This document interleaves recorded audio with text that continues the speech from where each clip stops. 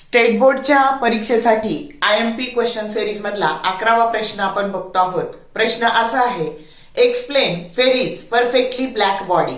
मग आता काय करायचं तर असा डबल वॉल्ड हॉलो स्पियर घ्यायचा आणि याच्यामध्ये याचा आतला सरफेस आहे ना त्याला लॅम्प ब्लॅकने कोटिंग करायचं। आलं का लक्षात? आणि हा इव्हॅक्युएट करायचा। मग आता बघा नाव देताना काय करायचं आणि त्याला एक असं ओपनिंग ठेवायचं। तर हे त्याचं अपर्चर आहे, अपर्चर।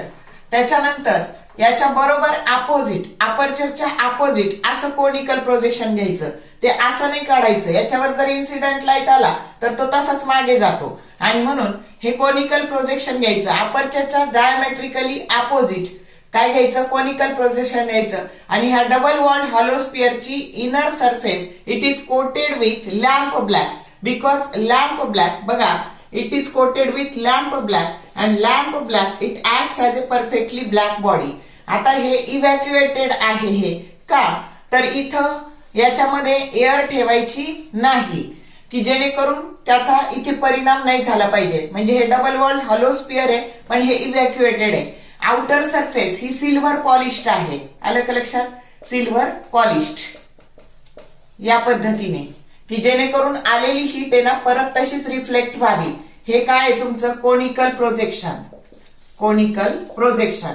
आणि जेव्हा हा इन्सिडंट लाईट इथं येतो ह्या अपर्चर मधून हा असा इन्सिडंट लाईट आला की तो मल्टिपल रिफ्लेक्शन मध्ये एका रिफ्लेक्शन मध्ये 97% हीट ऍब्सॉर्ब होते आणि within the multiple reflection this heat that is absorb by that perfectly black body.